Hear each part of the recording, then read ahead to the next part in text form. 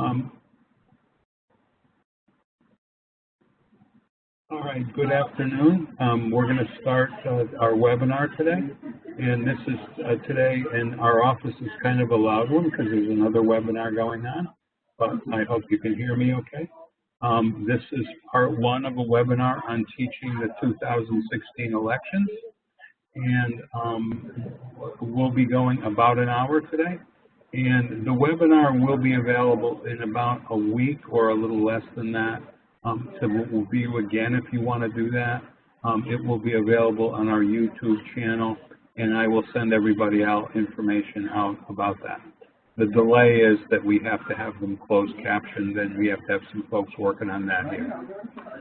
So could I ask, just so everybody's comfortable with the chat feature, I'm sure many of you have done this many times, but if you could just, again, you can get to the chat at the very top of your screen.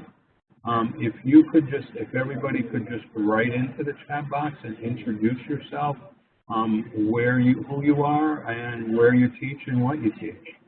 So could we start off just to get everybody comfortable with the chat box? If everybody could just kindly write into the chat box and put it to all participants, just your name, where you teach and what you teach, just so we can see who's on here. So could everybody do that, please? You can turn off your video if you want.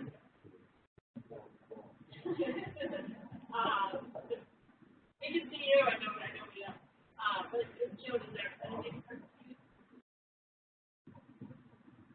Yeah.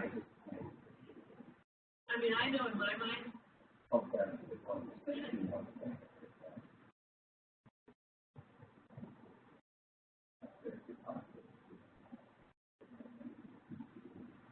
Welcome aboard, Fran, Carrie, to you, welcome aboard.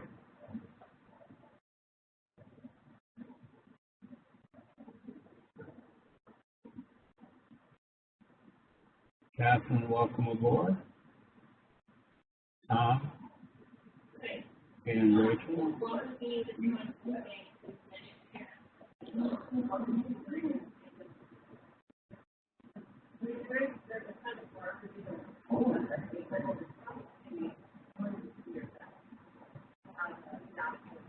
That's pretty impressive, I must say. That's pretty good.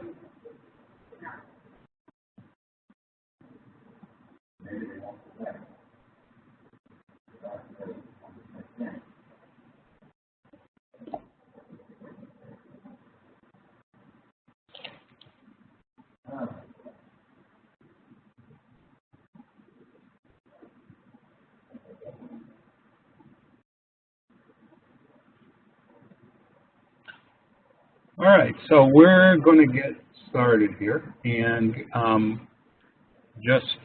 we've got 3 participants here, and my name is Steve Armstrong, and I'm the Social Studies Consultant at the Connecticut State Department of Education. And Allison, could you introduce yourself and tell folks where you're from?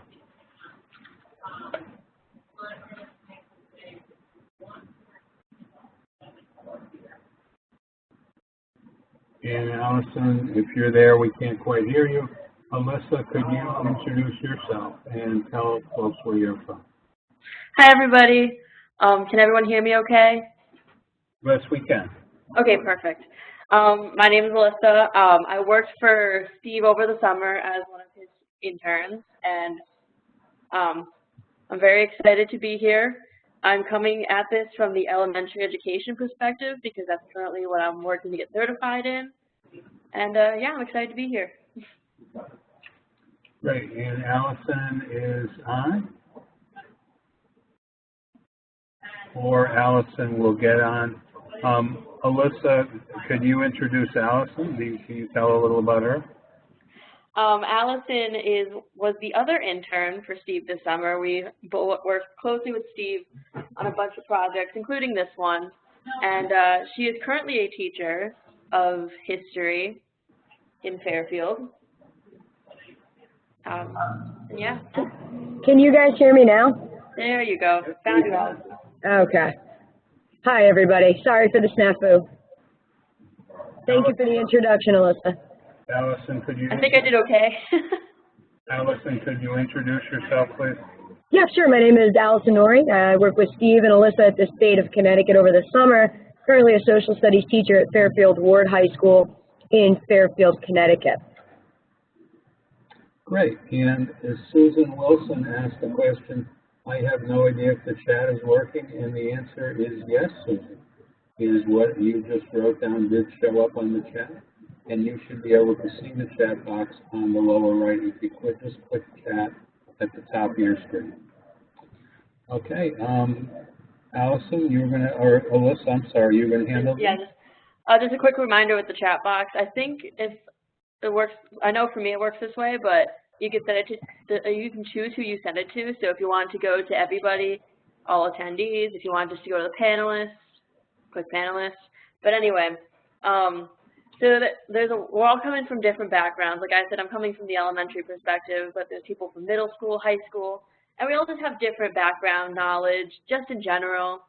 So if you feel it appropriate to contribute, you don't have to. You could just sit and listen and observe. But if you feel the need to contribute, do so whenever is appropriate through the chat box, and we will be reading through while we're speaking. We'll be reading through the chat box to make sure that we try to address as many points as we can.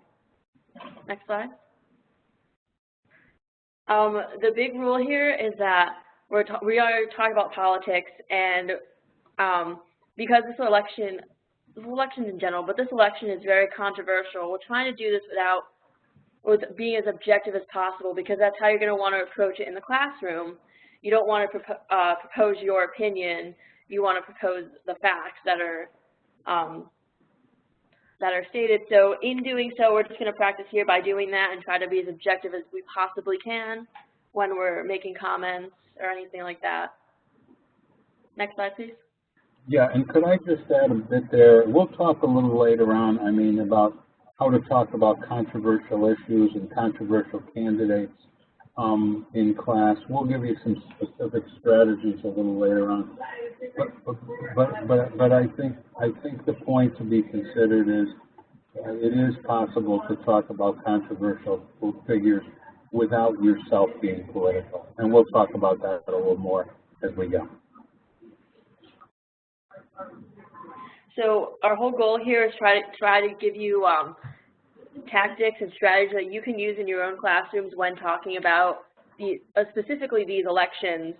So we're just trying to model best practice, for example, by being objective, and do the different activities that we provide.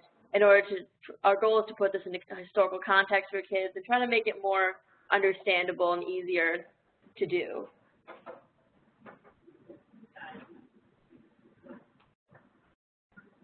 Allison, I think you're up there. So we want to begin by starting with what is unique, asking the question, what is unique about this election in particular? Seems to strike many individuals, and there are surveys, there's data that points to this, that this is an election cycle like none other that we've experienced in at least our recent history.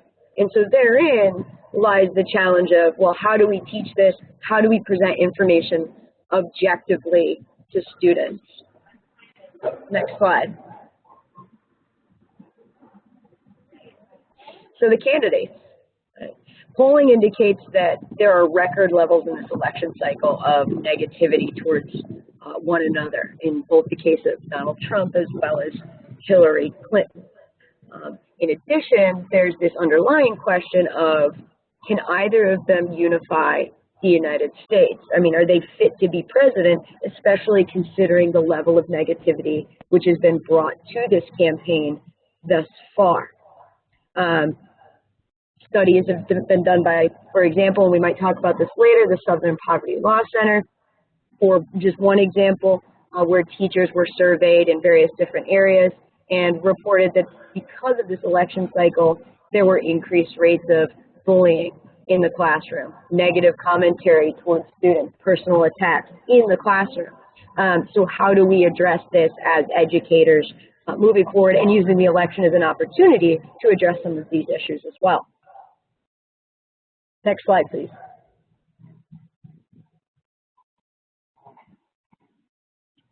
Could I just make the comment to everybody that if you have a comment as we go or a question as we go, just write it into the chat box and we will address that. So we can make a relatively reasoned argument from a historical standpoint that many, if not most, political campaigns have negative components to them. Historically, you can point to, say, the election of Andrew Jackson, Thomas Jefferson. There was a lot of hate and slur-type campaign materials in the election of 1800 that were disseminated. So you could argue that this particular election is actually part of an American tradition of negativity and slandering as part of the electoral process. However, this tends to be, in our day and age, given progressive strides that have been made in the past 10 or 15 years, the negativity doesn't really seem to fit in a contemporary sense. Again, the reference to the Southern Poverty Law Center, and underneath you have a link here on this PowerPoint to see the impact of what they term the Trump effect, right? Negative commentary towards immigrants.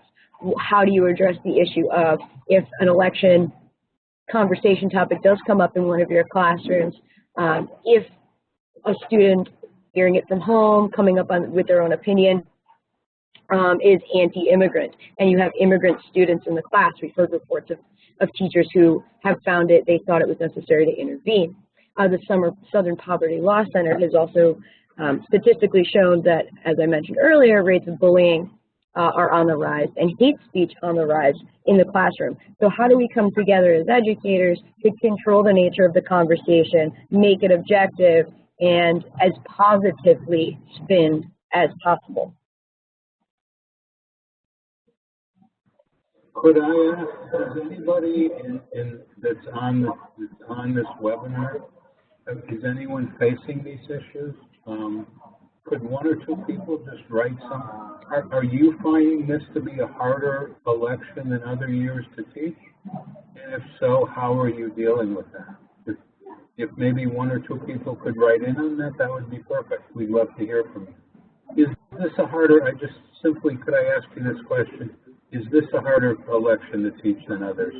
And sort of how are you dealing with that? So could a couple of folks perhaps respond to that question?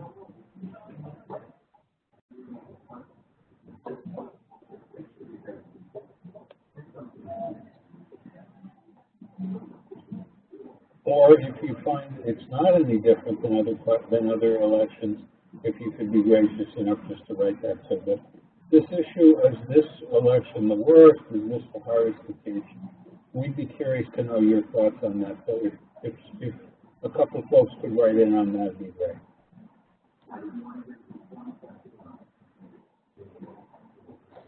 And we're aware, too, of the fact that certainly there's, in this particular election cycle, access to an incredible amount of information for both us as educators, but also for our students.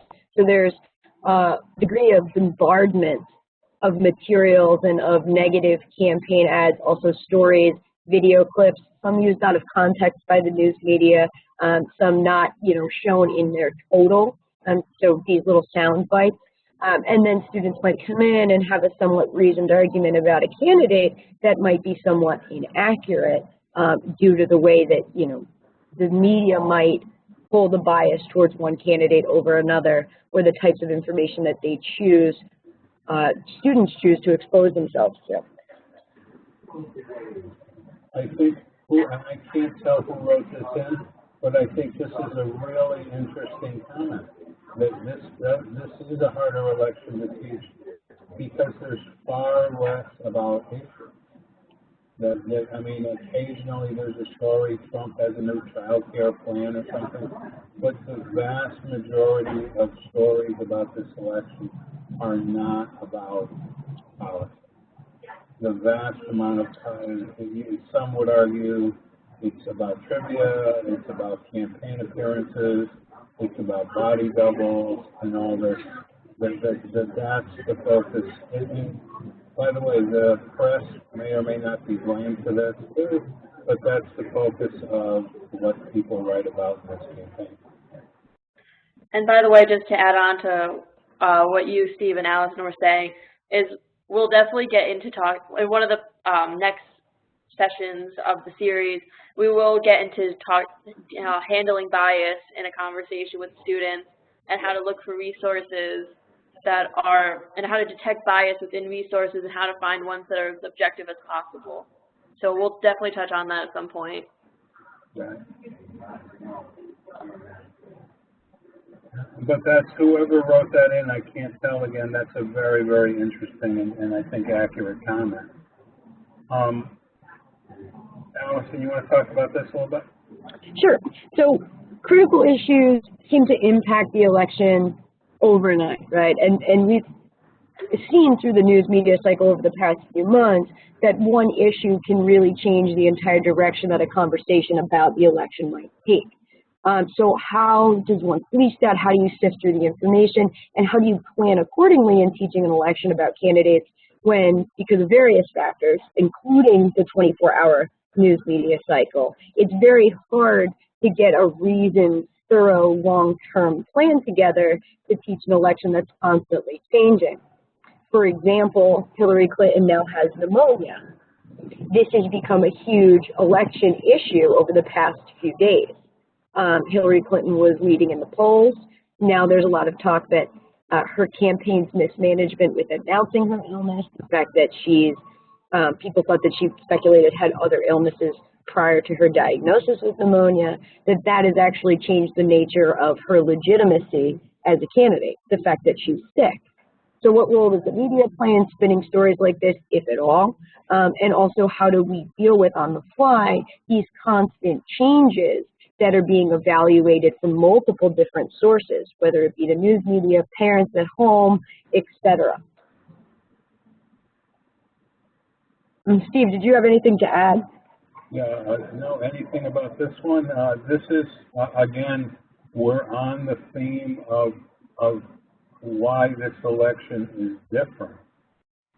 And another thing that's different, as you know, any of you that teach a lot of political stuff, it's largely political party elites that rule the roost.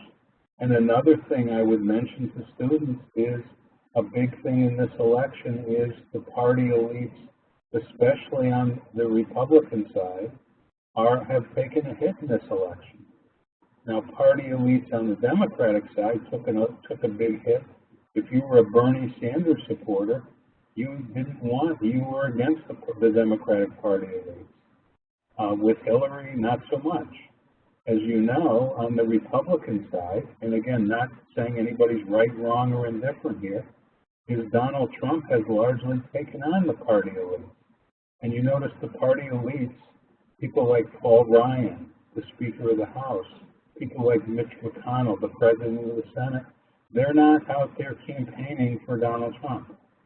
So another thing why this election is different than other elections is the traditional party elites who really rule the roost in both major parties have taken hits in this election. And you know, again, the Bernie people, and that hit sort of has been put down, but that conflict in the Republican Party is still strong as ever. Something else is the sense by both Bernie Sanders supporters, who are now, many of them have fallen in line between Hillary, but not all, and Donald Trump supporters, is the system is rigged. And you notice it's not, isn't it interesting? It's you know, and Donald Trump supporters, again, not defending or criticizing, have made the claim if Donald Trump loses, it's because the system is rigged. So, and Bernie Sanders supporters would tell you the only reason that Hillary Clinton has the nomination right now is that the system is rigged. So can you see this is another factor that this is very different than previous elections. Some commentators make the case for Donald Trump to say if we lose it because the system is rigged, to be saying that 2 months before the election or something is unheard of in the past. But this, can you see that this is different? The party elites are taking big hits. the sentiment on people, sizable number of people on both sides that quote unquote the system is rigged. This is a very, very different election than other elections. Allison or Alyssa, you want to say anything about that? I agree with you, Stephen. I think that the biggest challenge is trying to contextualize this idea of the system being rigged, especially trying to combine that message of, this is a unique election because the claims that the system is rigged is a common, something you hear frequently, trying to marry that in discussions about civics, the responsibility of government, and the challenge of saying, heretofore, this democracy has always been of the people and tried to work for the people. And now we also have to bring in this part of the equation. Well, maybe it's not, right? This is what Trump supporters, for example, are saying, is that because the system is rigged, does this now undermine some of the civics lessons that we're keeping as well? And trying to find that common ground, and how do we navigate that space? Right. And the other thing that I think that really is an impact, and then if you follow this at all, and if your students follow this at all, the impact of race on this election, the impact of the discussion of the Black Lives Matter movement, and that it would seem that under Obama there was at least some impression. Obama, I can remember reading about, they were saying Obama's the first post-racial president or something like that. Well, race is now first and foremost, and if you don't believe that, look at in recent weeks the attempt, his critics would say feeble attempt, but perhaps not, attempt by Donald Trump to appeal to black voters.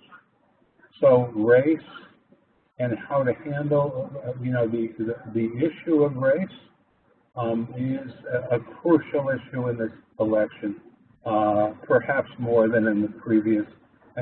Because it really was this Black Lives Matter movement. And if you recall, now it almost seems like months ago, but remember the killing of the police officers, and remember the Orlando, the nightclub. All of these issues where race is at least a subtopic of it. This is a thing that's deeply impacting, I think, the views of the electorate as well. Could I ask if anybody would want to write in at this point? Are there other factors that you could think of that make this a unique election? We talked about the party elites. We talked about the fact that it's rigged. We talked about the fact that the issue of race. Are there other issues that people here, if you could write them in to the chat box, are there other issues that you could think of that would also indicate that this is a different election? And don't forget, as Allison said earlier, this is a record where this is an election where both major party candidates have by electoral terms, astronomical high negatives. It's not usual that people running for president have very, very high negatives, people that don't like them. It's unheard of that people from both parties have that level of high negativity, that both candidates do. So anybody have other issues that you could think of that makes this election different than previous elections? If anybody could think of any, please write them in.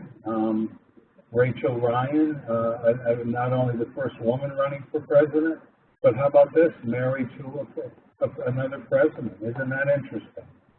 And what would be, some people would say, what would be Bill Clinton's role in a Hillary Clinton White House? This is an interesting one, that it's weird that you have one candidate that's been in politics for 26 years, and another candidate that has zero experience in politics. Isn't that an interesting thing? And you know what? Is that, some have written, I mean, there's a lot written about this. Is that better for Trump or Hillary? I mean, some have said this is, even though it doesn't, you know, Donald Trump has no political history, but guess what? There's not a lot of policy, speeches, and everything for 20 years that people can criticize him for like there is for Hillary Clinton. So, it is, would you agree, a fascinating election on all these counts. Another thing, by the way, is that to some people, another thing that's different, I don't know what you would think about this, but to some people, many of the policies of Donald Trump are not traditional Republican politics. There are things that Donald Trump says he's for that are completely against traditional Republican politics. Free trade is a standard Republican policy statement. Trump's against that. You know, the Republicans have said for ages, again, not being critical or supportive, just stating that they want, you know, entitlement reform. Trump has said he doesn't want that. So there is, it seems that Trump, the question can be asked, is really Trump a true Republican? And in fairness, I guess if we're going to go the other way, there's Democratic, perhaps more liberal Democrats. They criticize Hillary Clinton. She ponies up to she ponies up to Goldman Sachs and these people. Is she a true Democrat? So it's interesting. And Beth Sweeney has a very interesting comment because of the public interest in this election. Will this cause voter turnout? What will this do to voter turnout? It's a fabulous question. It's a fabulous question.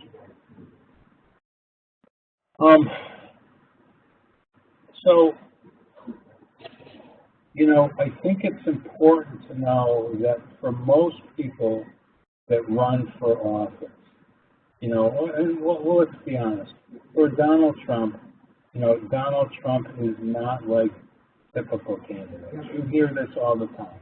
That the views of Donald Trump, I just said it, are outside the Republican, you know, mainstream, that Republicans aren't, you know, that Donald Trump is something different. I would recommend emphasizing to students that there's a tradition of Donald Trump-type folks in American politics.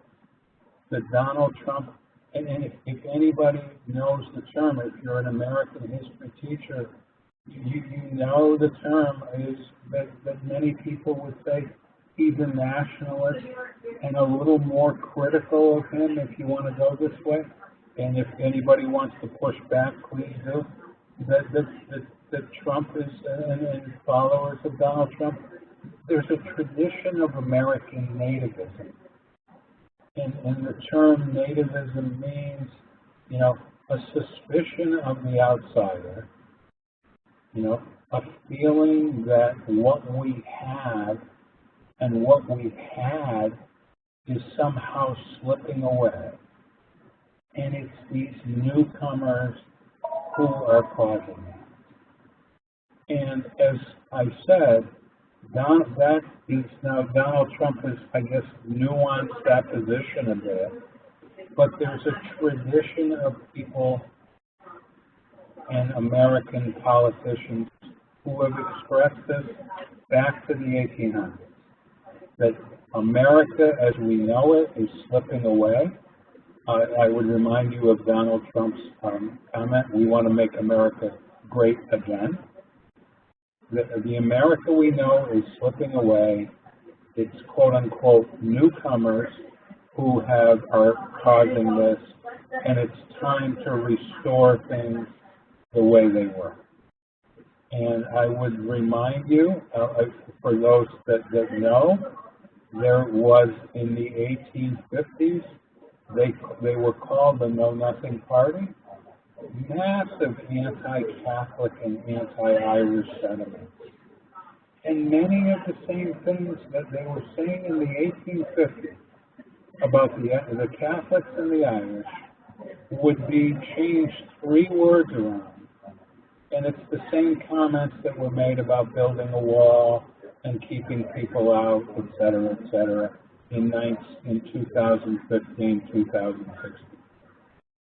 On the West Coast, it was fear of the Chinese and passing legislation to keep that was changing the nature of America on the West Coast.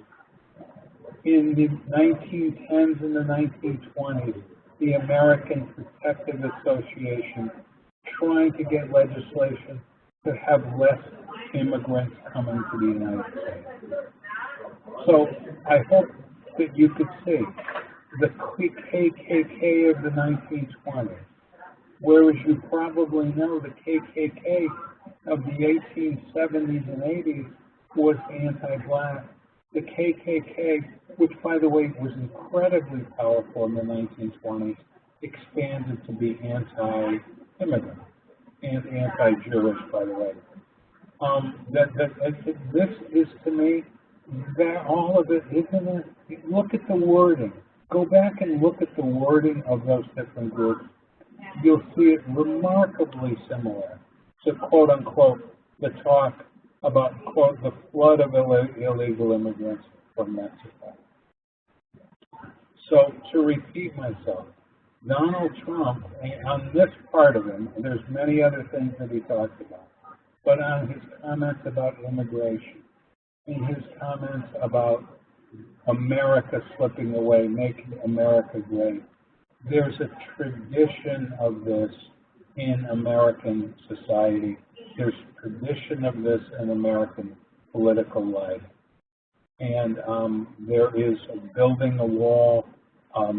This is what makes it a little different, quite honestly, and I know Donald Trump has walked back some of this, but the religious nature, the emphasis on keeping Muslims out, that you have to go back to some of the comments about the Irish to where you get to that. Allison or Alyssa, would you want to have any more comments on what I'm talking about here?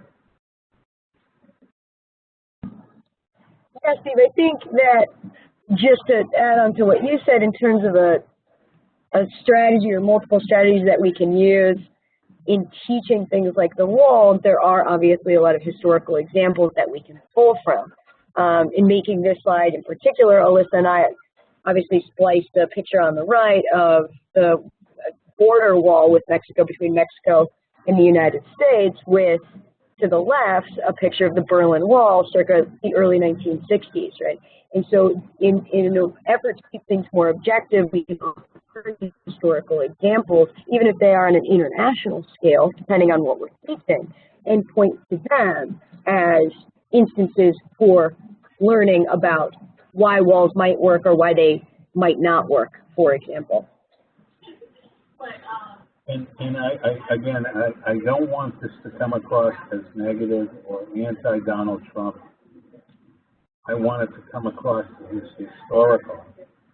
It's interesting to me, and I'm not saying that there isn't some truth to it, that there are Trump supporters today who equate Trump with Ronald Reagan, and that Trump is the same figure as Ronald Reagan. We could discuss that, and there are similarities. There's probably also differences. Perhaps the one irony of that is Ronald Reagan, the signature of his time. Maybe this is just coincidental. If it is, I apologize. But the signature thing of Reagan's time was Mr. Gorbachev, tear down this wall, and the signature phrase of Donald Trump is to build the wall. So there is that to me, perhaps it's incidental, but there to me is one irony of that comparison of the two. Steve, just to chime in really fast, you were talking earlier about Trump's whole campaign of Make America Great Again, and that there's always been a sense of nationalism and I actually found this video. I don't have the link on me, but I could find the link and share it with you. But someone actually went around and asked people, like, Make America Great Again, well, when was America great? And then the answers were very interesting. Some people said, you know, the 1950s were the greatest because we're very prosperous. 1776 was the greatest because that's when we became a nation. So it's very interesting that there's always this sense of nostalgia that Donald Trump is playing into when he says, Make America Great Again. And it's not meant to be politically charged in any way, shape, or form. It's just, the whole slogan is Make America Great Again, like you were saying. So implying that it's no longer great and needs to be great again. Right. And that's his whole campaign. And I think, to be honest with you, they're in total fairness, and I think, you know, I think Hillary Clinton made a comment about basket of deplorables, half of people. I think there are Americans, and you may know some, who the economic growth of the last 20 or 30 years has passed them by. The job skills they had 20 years ago are no longer job skills that will get them a job. That globalization has passed them by. And you know what? Those people do feel a sense of loss. And I think the promise of Donald Trump, let's make America great again, I don't think those were bad people or evil people. But the globalization has passed them by.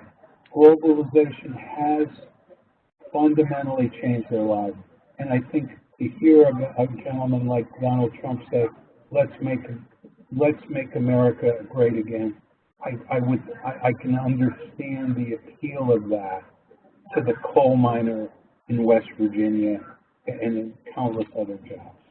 So I think it's too easy and I think at this point Hillary Clinton would probably admit this after her comment, an unfortunate comment last week. It's too easy, I think, to reduce the appeal of Donald Trump to wackos, to racists, and to anti-Semites, and to anti-people who hate Muslims. I think that's too easy and too easy to categorize because I think there is an appeal of Donald Trump to these people on economic terms that is obviously hitting home. Also an appeal, I talked about nativism, the history of American populism. If you're a teacher of U.S. history, you go back, there's a populist movement in America that's a little, you know what, the government, the society should be for the people and against the elites.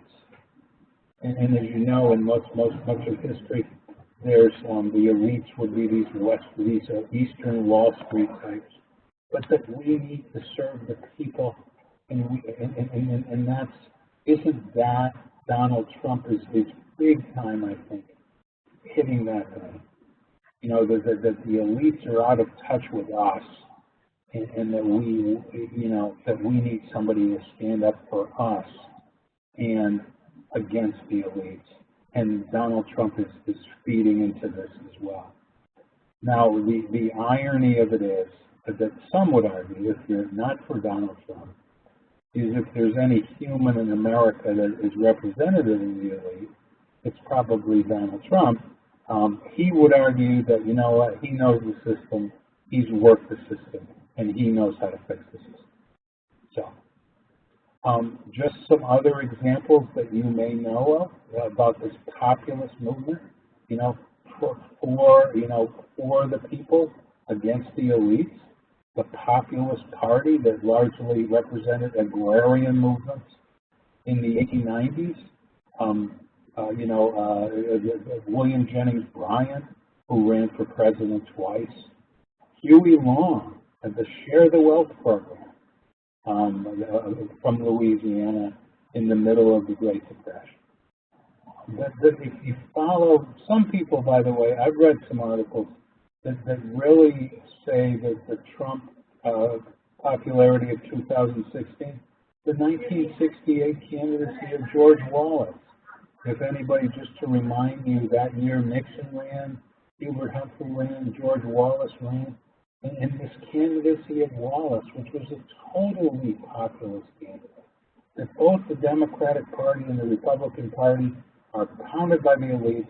George Wallace says, I'm a man of the people, and he wins, I think, 6 states that year when he's running for president. Or maybe 3 states or 4 states, I apologize. But so, the point of all this is that if you're looking to Trump, Donald Trump, whatever you think, good, bad, or indifferent, there is a tradition that Donald Trump firmly gets into in American politics. And I think to do Donald Trump, and as a history teacher, to do any studying of Donald Trump any justice, I think you have to talk about these historical precedents. And Steve, if I can just interrupt briefly, if you're trying to thread together these themes of populist candidates, if you look at the years, the 1890s, the 1930s, and the late 1960s, what you get is sort of this populist, this desire for populism, or a populist candidate, or support for a populist candidate that dovetails with institutional, social, political, economic chaos, right? The 1890s, industrialization, large waves of immigrants. How does our economy sustain this? How do we socially deal with immigration? In the 1890s, the 1930s is the Great Depression. You know, how do we deal with tremendous unemployment? In the late 1960s, how do we deal with racial inequality, issues of civil rights, and chaos in the streets? So that there tends to be connections that you can also make with other contemporary issues in 2016 of, well, what might be going on in the United States and in the world as events, news events, that we could draw from maybe to interpret why populism might be making a comeback. Right, and by the way, what excellent point, Allison, that populism and nativism, anti-immigrant sentiments and the anti-elite sentiments almost grow out of some economic depression, economic despair. That those are the social and economic system that sort of feeds populism. I don't know if you would think this is the Tea Party a populist movement? Is that a movement against the elites? And I just remember that populism, we're describing it sort of as if you're equating it with Trump, it's a conservative thing. But if anybody remembers back to we're the 99%. So we're the anti-war, was Occupy Wall Street a populist movement? Because I would remind you that if there's the ultimate, Allison, would you agree with me, there's the ultimate populist movement. If you're talking about we're the 99%, that's the ultimate statement of populism, and I would remind you that that was the statement of Occupy Wall Street. Absolutely. So, this part of this is just an attempt to give you some history. And if you already knew all this, I apologize. But this was just an attempt to put the popularity of Donald Trump into some historical perspective. That there are historical precedents for Trump. So could I just ask if people could write in? Would anybody comment on this, or could anybody think of other reasons why you would think that Donald Trump could be the next president of the United States?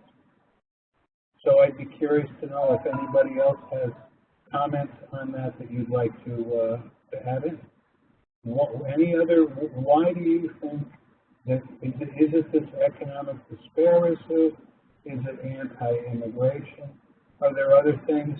I'd ask people if you would to write in the chat box if you have ideas about this on why you think that Donald Trump could be the next president of the United States. What do you think about the popularity of Trump and why it's happened? I mean, we've tried to give you some historical background, but does anybody have other comments on why you think What would you say about the Trump phenomenon?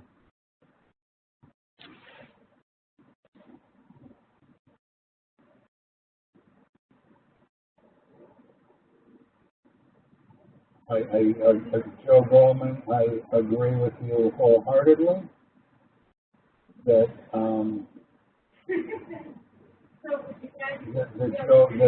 that Donald Trump is somebody who is not afraid, unlike all the rest of us mealy-mouthed people, that Donald Trump is willing to say what he believes. And to some people, after all this quote-unquote political correctness, thank God we've got somebody who's willing to say what he believes. So I think that's hitting a nerve. There's people that greatly appreciate that.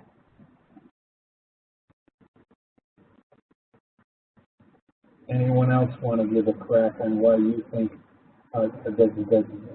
Because you know what, I'm guessing that if and I'm not in any way asking, but I'm guessing if you're a Hillary Clinton supporter, it's unthinkable to say that Donald Trump could be president.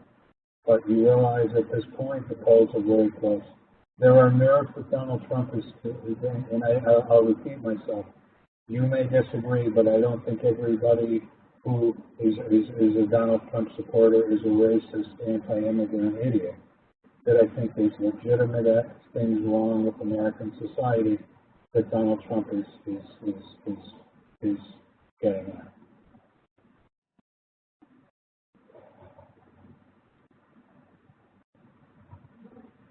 And you know what?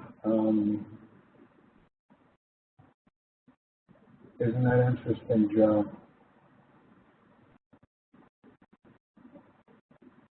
And you know, Susan Wilson.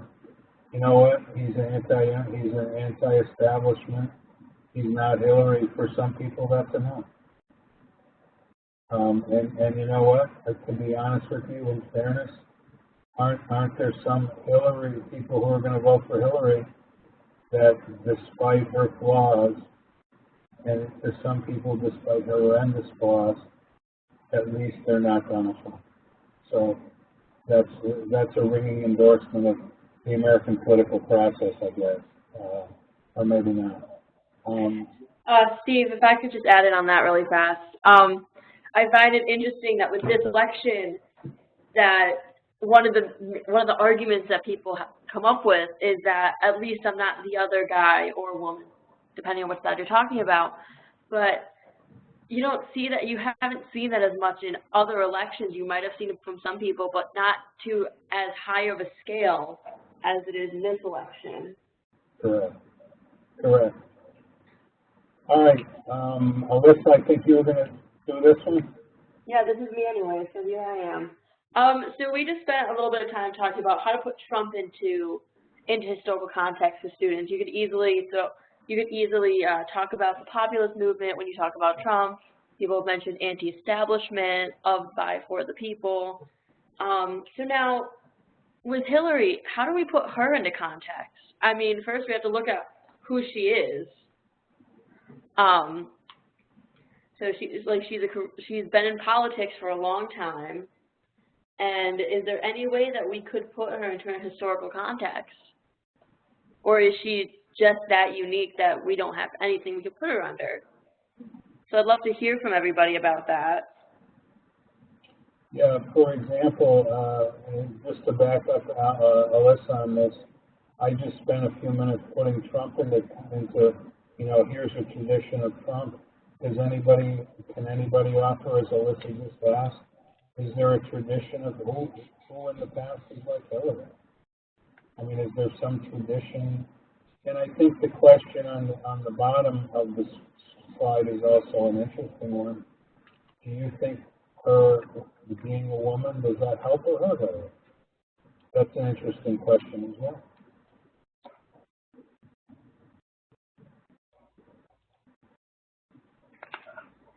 Just while everyone's typing and thinking about what they're going to write, Susan Wilson brings up a good point that the two candidates are completely polarizing, and that is what makes this election unique, because sometimes if you identify with one candidate over the other, automatically puts you onto one side of an argument or another, if that makes any sense. So you stand for Trump, people automatically, whether the ballot or not, will like think of racist, as Steve was saying, and all these negative things, which is not necessarily true, but people can make those assumptions. So you're right, it is very polarizing, which that's what makes it controversial and tough to teach. Susan Wilson, you're on today. You got it. That probably, like Obama and the issue of race, that there's things that being a woman help her, Hillary and hurt her.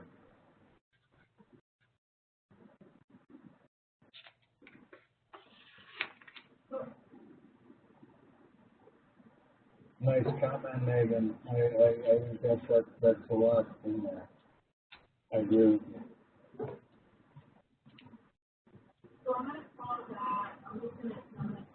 By the way, we're going to do next week a rather sizable segment on females and female candidates and how people perceive female candidates. So we'll come back to that issue again next week.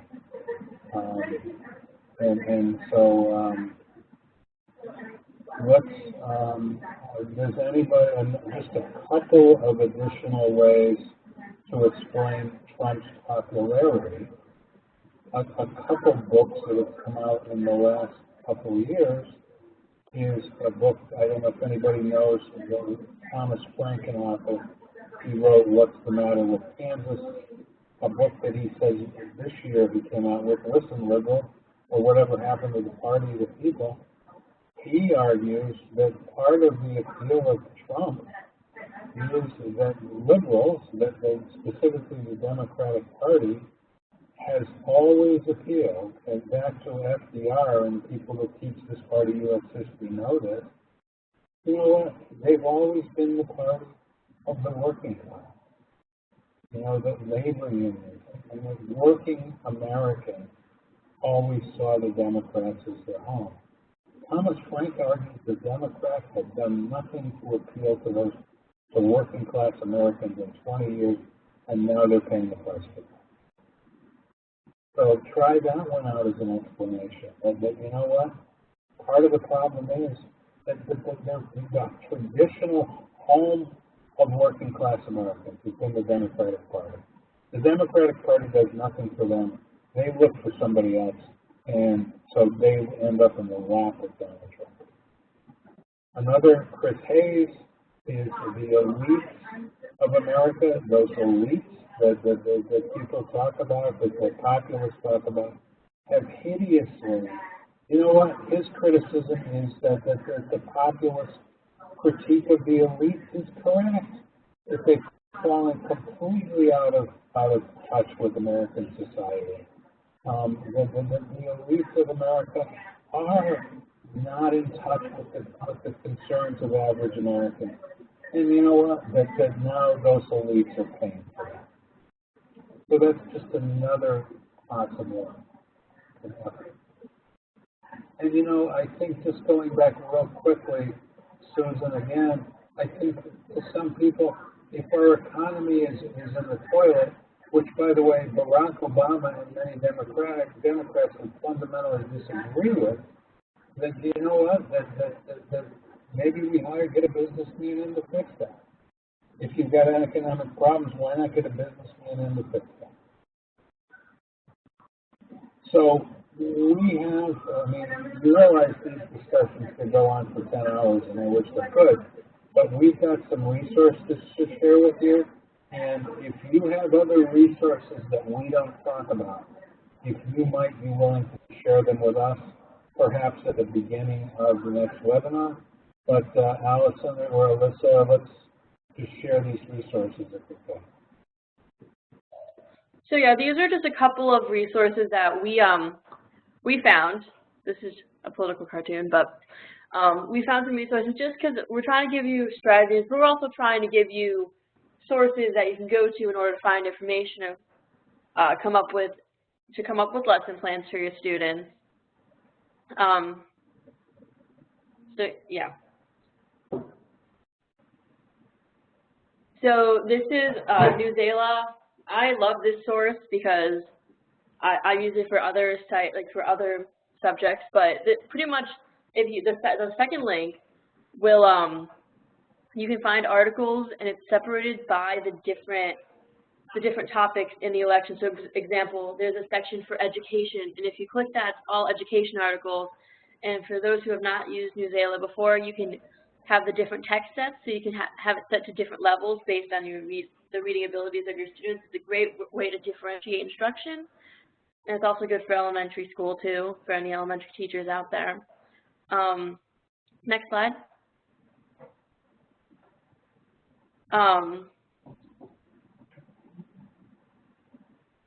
So yeah, this is actually from the U.S. Senate. It has a bunch of resources. It's nicely organized that you could use to help you with the election and like coming up with lessons.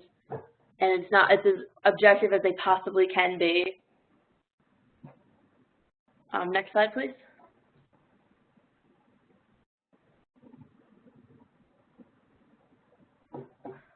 So C-SPAN is another. Oh wait, can you go to the next one? Sure. Thanks, Steve. So this is a pretty low-tech one, but C-SPAN is also another great source. Again, everything's well organized, and you can find a lot of different articles, information about the candidates, anything about campaign ads. So I find it very helpful when I was doing my research. Next slide, please. Yeah, there's also, if I could just add in, if you know C-SPAN, if you've been to the site, there's also short videos on, you know, certain aspects of the political process about campaigning, very short 3 to 5 minute videos on numerous topics that you could probably use like in your classroom.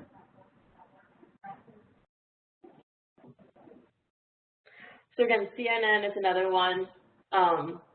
Like it says in the description, you can generate weekly quizzes, you can have charts, there's just a bunch of, again, more resources, just a bunch of links. They're kind of fun to go through and look through yourself.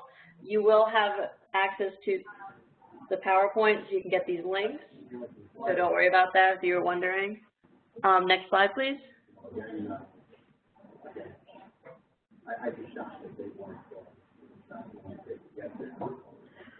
So PBS actually has a lot of, as you can see, there's 3 different links. So one of the things is letters to the next president. So kids will write letters to whoever the next president is. It's pretty self-explanatory, but it shows them that they have a voice in the writing in the government and how it's run, like the basis of democracy. So they can write letters, they can do research, and exactly that. They also have Election Central, which is even more resources that you can find, different articles, an interactive map of the elections and the primaries, if you want to go back to the primaries and trace those. Next slide, please. And I think Allison's off right now, so I'll talk about this one.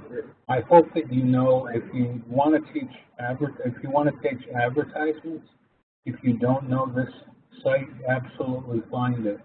It gives you about 8 advertisements or from every political election back to 1952. It gives you numerous examples of advertising by all major candidates. So if you want to study advertising in the 1960 election, it's there, or the 2008 election, it's there. So this is if you're interested in political advertising in any way, check this site out because it's great. All right, and also there's ways on that site for students to make their own advertisements. Thanks, Stephen. Just an Going off the conversation of advertising, that's another thing we're going to touch upon in a later webinar, just about how to have students analyze ads and so they don't take it at face value and really allow them to delve deeper into the ads themselves along with the campaign. But we'll get into that in another webinar. So this is fact check. So if you want to check any information, any facts that candidates say, or anything in general, fact check is a great site to do that. Next slide, please. We're going to talk about the DAISY ad in when we talk about media and advertising, but here are some links that talk about the DAISY ad, and I believe that is the link to the actual ad on YouTube. Allison found that, and she is currently booted. I don't know what happened to her Wi-Fi, but hopefully she'll be back soon and can clarify that one for us. Next slide, Steve. Yeah, you know, this DAISY ad is they're specific, and it's a fascinating ad. This is, and I'm sure many of you know it, so I'm insulting you by even spending time talking about it. But it's an ad that ran one time that equated Barry Goldwater with nuclear water.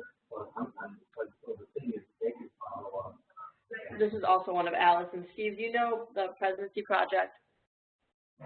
You know what? If you wanted one site, I might suggest this would be a cool site to go to. If you just want one site about all kinds of access about primary sources about the election, this would be a cool site to go to. Just to answer Susan's question really fast, if you would like, I could put all these resources onto a spreadsheet and get it out to everybody. Steve, is that possible? That's absolutely, because I've got everybody's email, so how about we do that?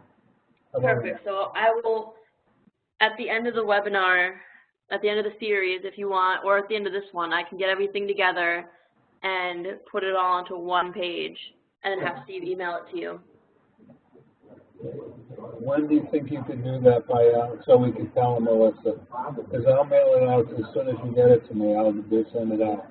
You know what? I could get it to you by tomorrow, honestly. So how about this? We'll promise you by tomorrow evening, or by tomorrow night. How about this? By tomorrow night, you'll have all the links to all these things. Okay, sounds good. And those are just a couple more. They have a description, so I'll attach those as well. Steve, you want to take on the end? Yeah, I would just say, by the way, is there anything, because we wanted to do this an hour and we're at an hour, does anybody, if you can just, I can actually let you talk, I have that ability here. Does anybody have a very cool resource you would like the group to hear about? Because if you do, I can, if you could just write in the chat box, yes, and I'll unmute you and let you explain it to the group. So just as the last thing, does anybody have some like really cool resource other than the ones we've talked about here that you think the group might be interested in hearing about?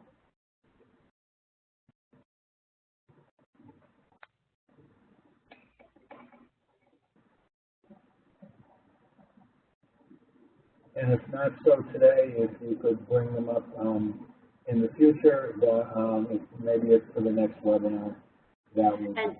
If you think of any while you're going through your day or just after the webinar ends, email them. If you want to email them to Steve, I can add them to the list when I'm putting everything together for this week.